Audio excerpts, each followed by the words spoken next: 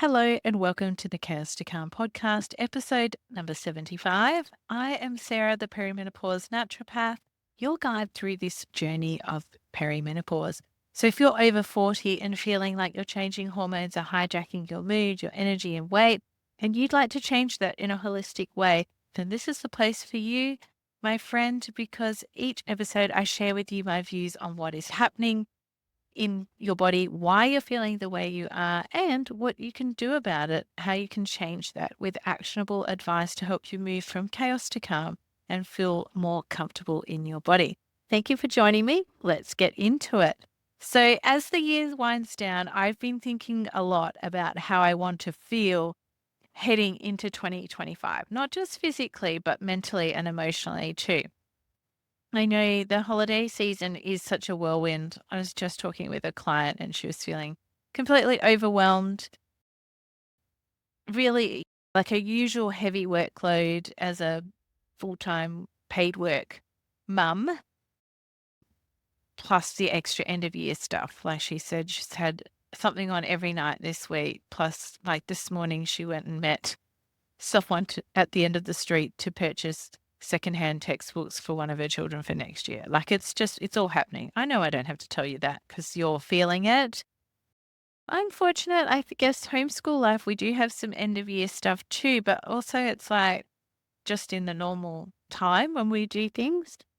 And I work for myself. So I'm having an end of year celebration with my 17-year-old who does some work for me in my business on Sunday night. So we are excited about that, going out, just the two of us having a chance to connect, but also, again, it's not really adding to my load.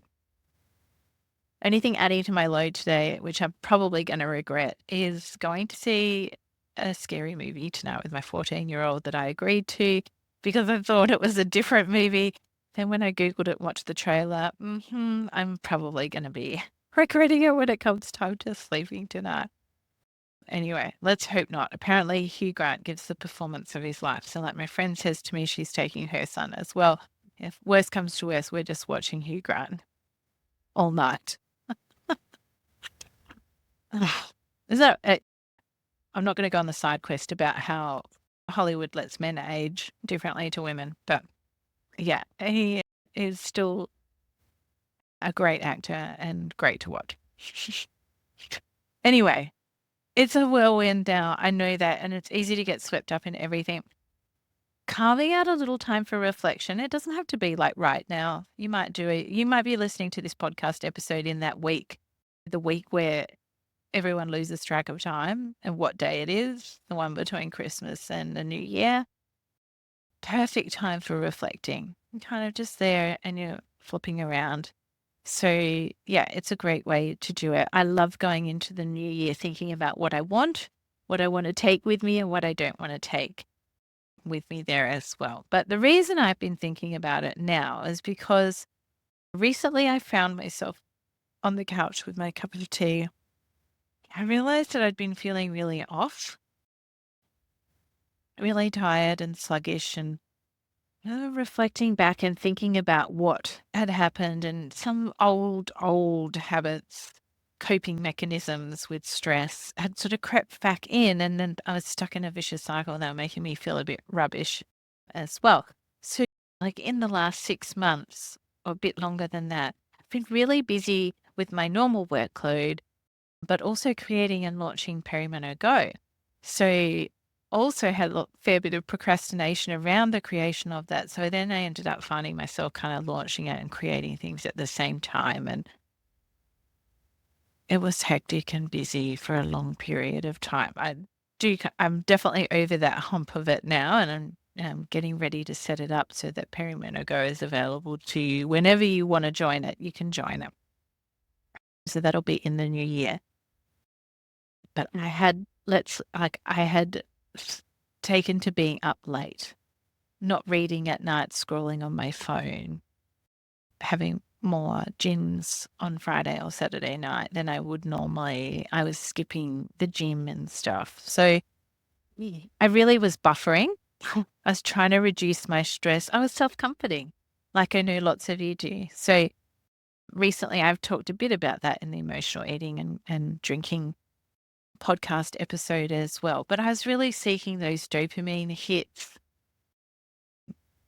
from food and drinks and scrolling and all those sorts of things instead of focusing on my daily, like my self-care habits and getting those hits of dopamine in other ways or providing my body with what it needs. So this is the power of reflection and review, which you can do at any time. It doesn't have to be the end of the year, but I'm going to talk about it today in the context of the end of the year and starting a fresh new year. And we're humans, our human brain loves the idea of a new year, new you, fresh start. I mean, the diet culture has us doing it every Monday. But yeah, my procrastination and all those things had caught up with me. I wasn't as self-aware as I normally am with my anxiety, and my procrastinating got bad. And it was because I'd sort of let slip on my reflection and review. But, I didn't beat myself up. I didn't get spiral into guilt and I also didn't do that or sort of diet mindset or all or nothing of, oh, well, it's Christmas now as well or coming into Christmas. So I'll just let it slide and deal with it in January. Instead I sat down and I asked myself some questions that have helped me reset and recalibrate many times. And how do I want to feel? And what do I need right now? Being a friend to myself as well. What do you need? How can I support you? So they're really game changers. I think they're the key components for people that have really great health in the long term because they tune into what you need and thinking about problem solving and creating a solution from that rather than stuck in guilt or trying to get things perfect or whatever. They're really focused on self-awareness, self-reflection, and taking intentional action. And that's really important when it comes to our health or any aspect of your life as well. Like I've recently talked about, sorry, I don't remember which podcast episode it was, that guilt and judgment are very indulgent emotions and they keep us stuck. So the way out of that is to not focus on what you've done, but what you need and how you're going to give that to yourself. And it's what I was saying to this client this morning that I was talking to. So she was snacking and she's reaching for the little biscuits and the packets of those flavored cracker kind of things.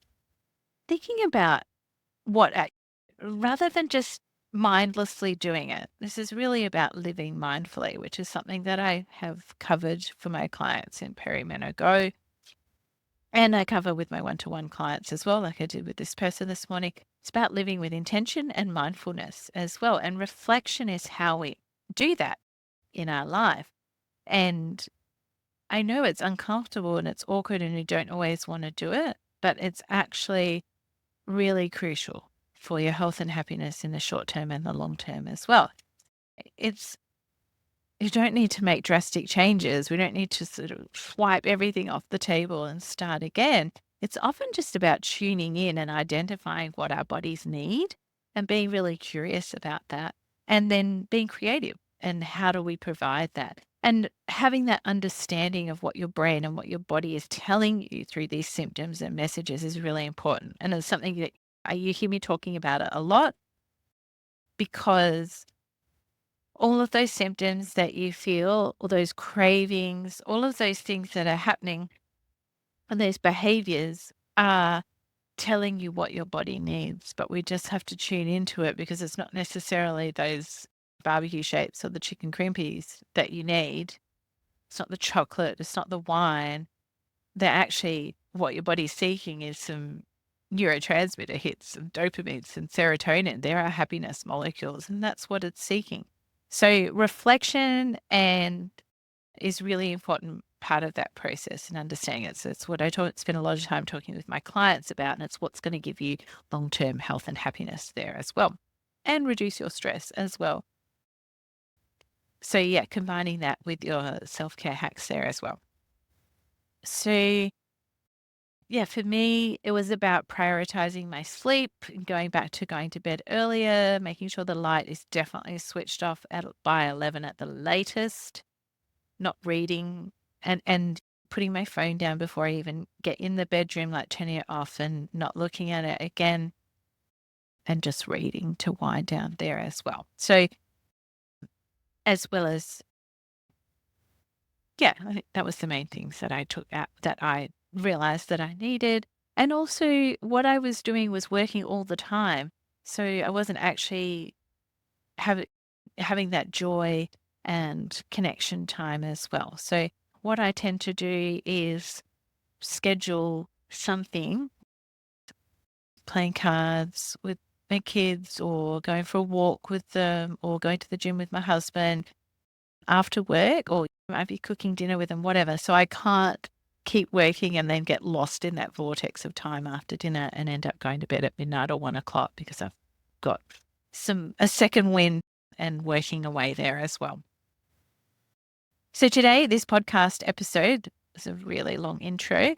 I want to share how reflection and intentional goal setting can help you reconnect with your body, your energy, and what really matters without the pressure of doing it perfectly as well. But I'm going to talk to you about what a lot of people get wrong in terms of goal setting and understanding why they're doing something so that you don't make that mistake. But as you're setting some goals and intentions for the new year, you can be thinking about that as well. So like I said, reflection, I think, is the foundation of your lasting health because most of us know what we should be doing for better health. And certainly my clients, I just say to them, the food is the easy bit. I can tell you that that's no problem at all. You'll know what to eat. That's easy. Putting it into practice is where the struggle comes in. And this is where reflection is really essential because it's not about beating yourself up. It's not about guilt. It's not about judgment. It's about getting curious. What's been working? What hasn't? Why didn't that work?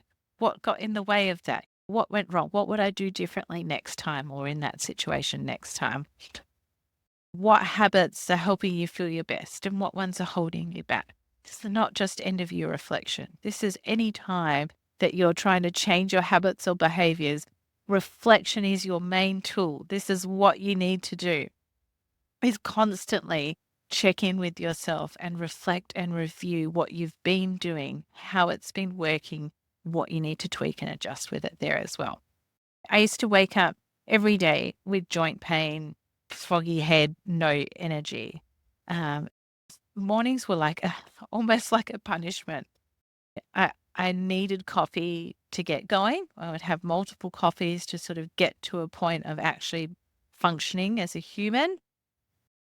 So, and I was really stiff and sore getting out of bed and all those things as well. So now I use my mornings as a check-in. And this is what I tell my clients as well.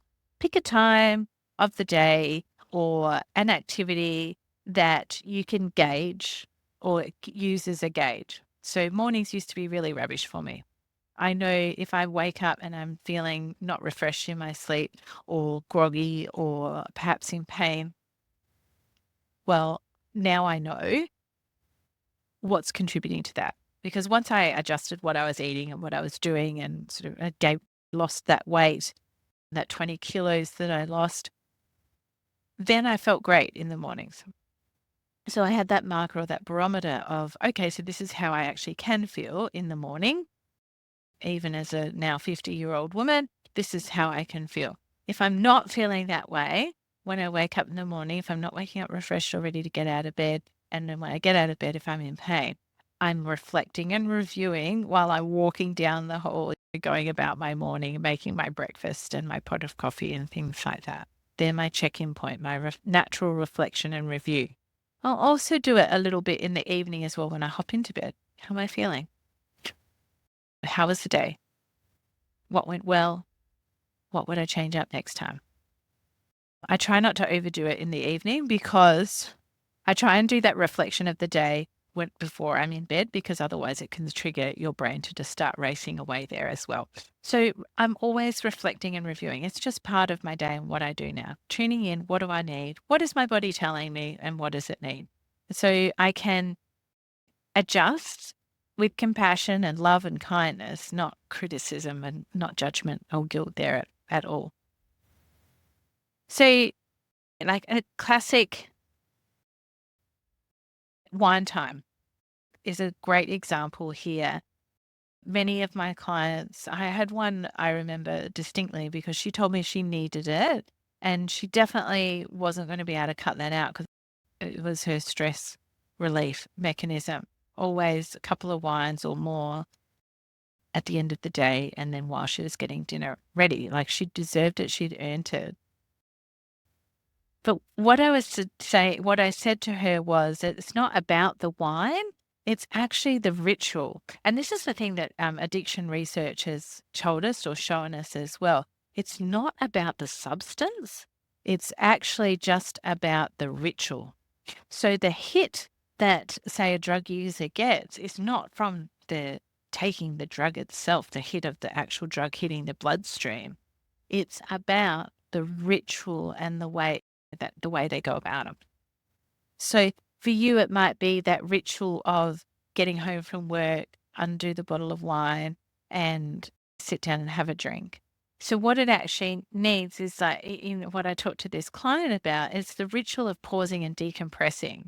It's like wine, the first glass of wine does give you a little dopamine hit. It's, it gives you that relief.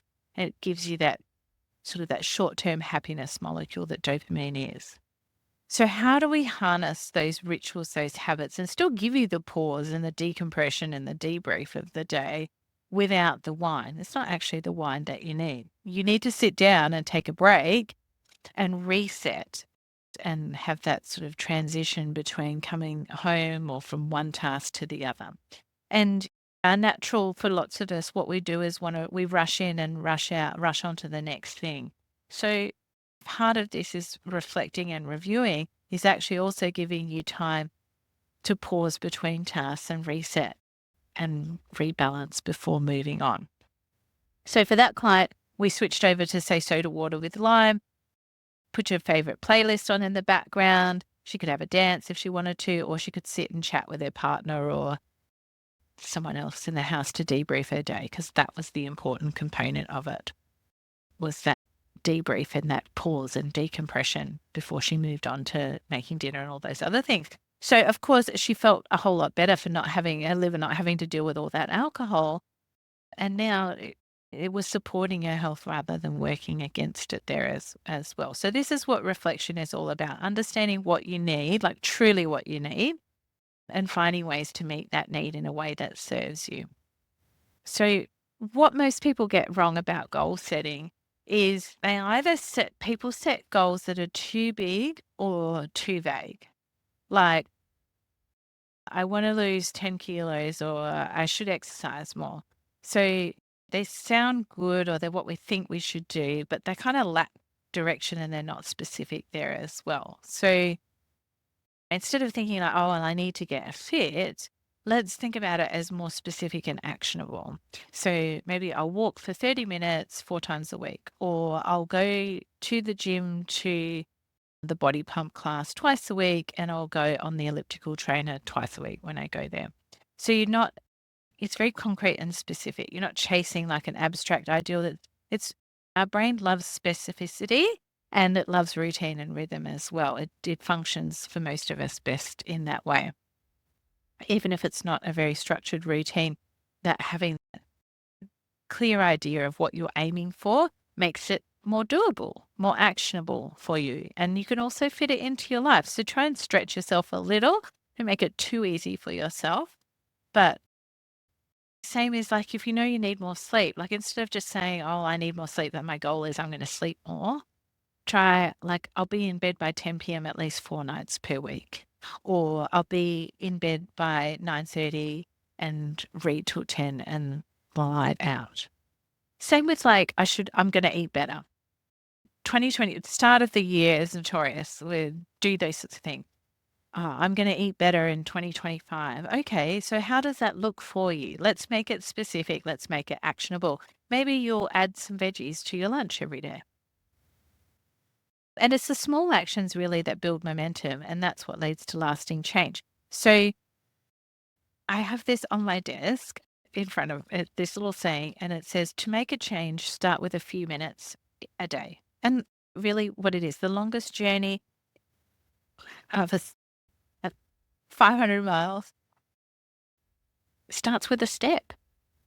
I know there's an actual quote all around that, but I can't remember it for the life of me right now. But it all just starts with one step, one small change, and then you can get momentum and grow from that time.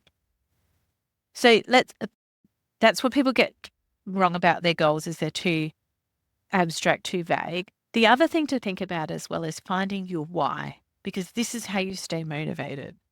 And it's one of the biggest lessons I learned. You have to really deeply understand your reason why you're doing something and also love it. Because if your why is something vague, it's guilt driven, or maybe it's based on someone else's expectations, it's going to fall apart when life gets busy. It's not going to keep you motivated and keep you on task. Um, and so, if you like think about it and dig deep with yourself, why do you want to lose weight? Maybe it's because you want to feel better in your clothes, or maybe you don't want to buy a bigger set of clothes. But if we dig deeper, maybe for one of my clients, the real reason was they didn't want to sit on the beach watching their family do all the fun stuff on a holidays. And this was something that I felt strongly about. I didn't want to sit on the beach watching my family, or sit on the sidelines watching my family do all the fun stuff on holidays. For this client, they wanted to feel strong enough to go kayaking with their kids on their family holiday. So connecting into that and the joy and the adventure and the memories you're going to make together, that's really motivating. Much more than like, oh yeah, I'll feel more comfortable in my clothes. But you can always buy a bigger size of clothes or get some elastic waist pants. But connecting into something that's really deeply motivating and meaningful and emotionally powerful, that's going to keep you focused on your goals regardless of what's going on. So think about, what will this goal give me? Why? Why do I want that? Why do I want to feel that way? What do I want from it? Keep digging down, keep asking yourself why until you hit onto something that feels really real. And that's where you get that motivation that lasts. All right. So getting started. It's the end of 2024 and moving into 2025. So I'm going to say, ask yourself this question: how do I want to feel in 2025? And let this guide your reflection there as well. Think about all areas of your life. Don't just think about physically how you want to feel. How do you want to feel emotionally, mentally? How do you want your work and your life balance to be? Thinking about all of that there as well. In all of those areas that impact your health and your happiness, your physical self, your physical activity, your nutrition, your rest and sleep, your relationships, even your personal development. Personal development is not just for work. It's certainly for you as well to grow and evolve as a human into your best self. So then ask yourself, when you're thinking about all those different areas of your life, what habits have supported me this year? What's felt challenging? Why? Why did it feel challenging? What would you change or approach differently next time to make it less challenging? And where do you want to grow, or where do you want to make changes or improvements in your life there as well? So you end up with like a really great big list and just start small. Once you've reflected on all of that, just think of one goal and one action-based goal. Just maybe get started. It's also great to have a big impossible goal as well, because even if you don't hit that impossible goal, you'll have a great journey along the way. But you have to be really mentally focused with a large impossible goal, because it's too easy to write it off and say, oh, I'm never going to get there. You need to break it down into smaller goals, but also have some other smaller goals and goals that will stretch you, but that you can achieve definitely there as well. Really help you take the steps and create the habits that you need to get to that, what feels like a big impossible goal there as well. So try and focus on adding in supportive habits rather than taking away things that you enjoy. Because when you're taking away stuff, your inner child just gets triggered and you're like, oh, don't tell me what to do, or you can't make me do that, or I'm not missing out. So yeah, I suggest trying to add in, crowd out the the stuff that you don't want in there by adding more of the good stuff and things that you enjoy. So some small action-based goals might be to create a calming like wind down routine at night. So I talked about that last podcast episode about sleep. Instead of just like aiming, I'm going to get 8 hours sleep a night. One of your goals might be about creating a calming wind down routine at night and then using that every night then there as well. And like I said as well, getting into bed by 10 p.m. So give yourself some specific actionable goals around that getting more sleep. Another action-based goal, small goal might be take a 15-minute walk after dinner. It's going to help with your digestion, your blood glucose and your insulin levels, and clear your mind and help you avoid those after dinner munchies or the sweets, that need for sweets there as well, if that's something that you're aiming for there as well. And like I mentioned, maybe add some veggies into your lunch each day rather than restricting or telling yourself that you're not going to do particular things. Let's focus on adding in your veggies or making sure you've got your protein component on your plate or adding in your phytoestrogens or your healthy fats, whatever it might be for you.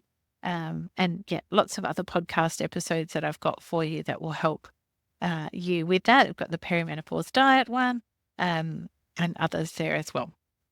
So small, specific goals that will help you build momentum. You'll feel good. You get a dopamine hit when you check off your goal and when you do it. And they start creating those healthy long-term habits for you there as well. Now, one thing that I love doing is using anchors to keep your goals sort of front of mind.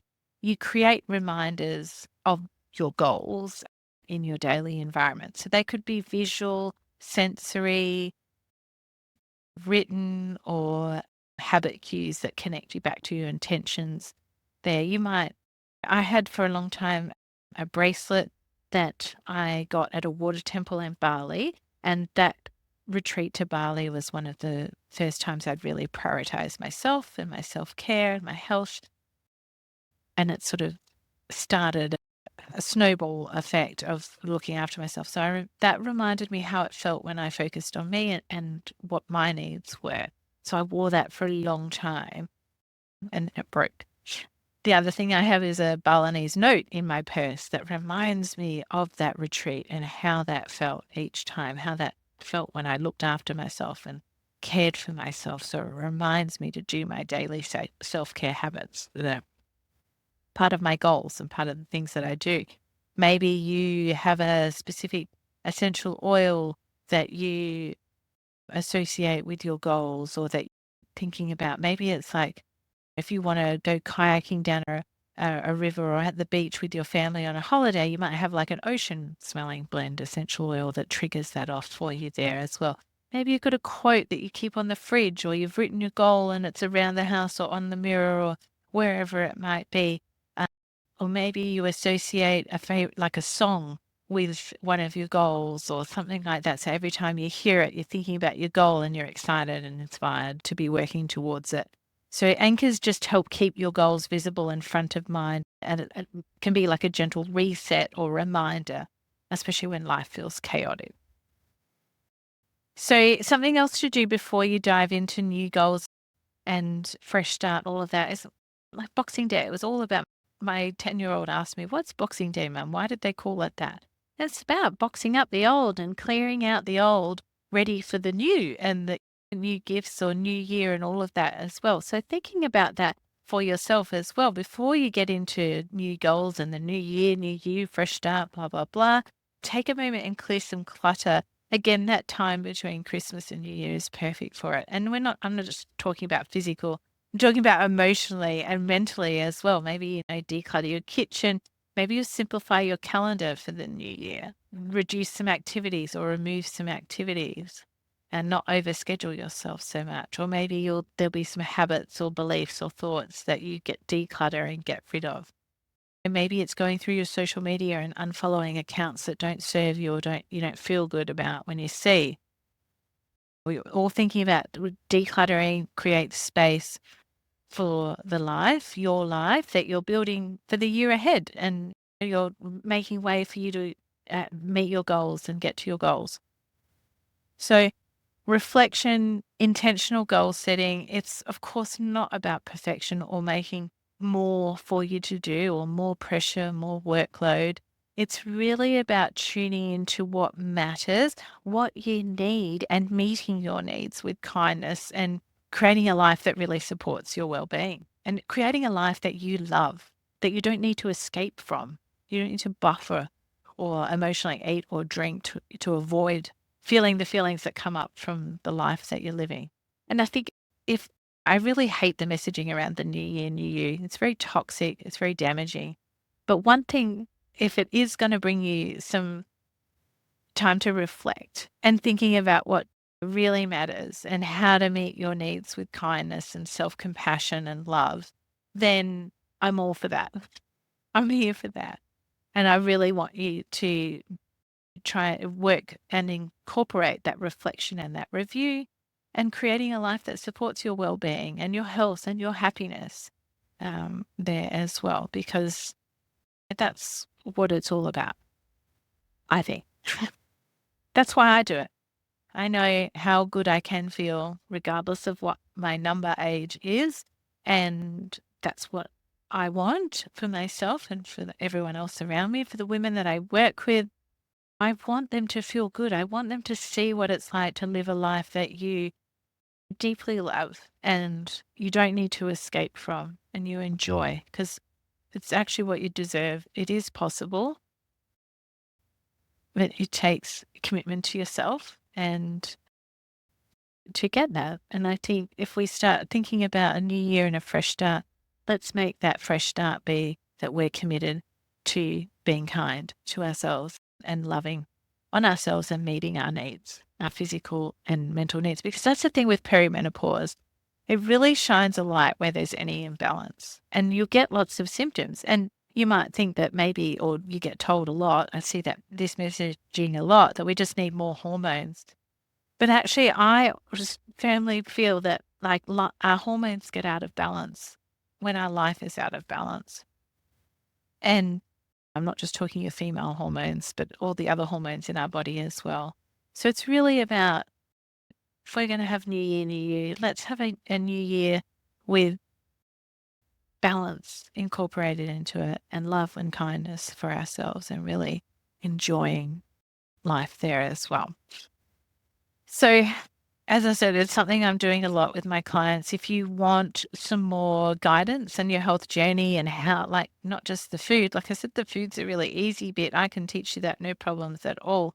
I can also help you with the mental and emotional and the habit change aspect of it as well. It's something I do a lot of with my one-to-one clients, but also in Perimeno Go.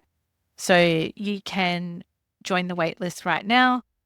Doors are opening early in January. And like I said, it'll be available for you whenever you like from that time there as well. So that's a really supportive environment, lots of support from me to answer your questions and help you make the changes that you need to do to create that lasting change in your health, reduce your perimenopause symptoms, and if weight loss is part of that for you as well, helping you stop that weight gain and reverse it there as well. So you can find the link to Perimeno Go to join the wait list and those other episodes and resources I've mentioned today in the show notes, either wherever you're listening, we'll have the show notes, or you can go to www.chaos2calmpodcast.com and find them there.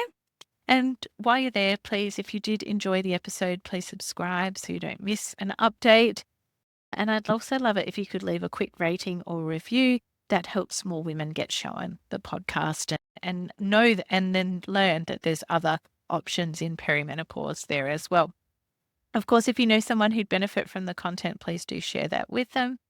And that, my friend, is all for this episode and for 2024 of Chaos to Calm podcast. So thank you so much for listening and sharing your time with me today in this episode, but right through 2024. I really appreciate that. I've created 43 episodes with you and talked for 1,320 minutes in that time. So thank you for listening and sharing your ears with me and your time with me.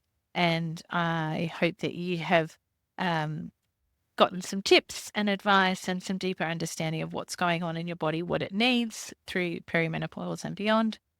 so that you can, feel more comfortable in your body and clothes again. In the next episode, which will come out in 2025, I am going to be talking about how to kickstart your health in 2025 and set yourself up for a great year ahead. So until then, I'm wishing you a peaceful end to 2024 and start to 2025, and keep transforming your perimenopause from chaos to calm.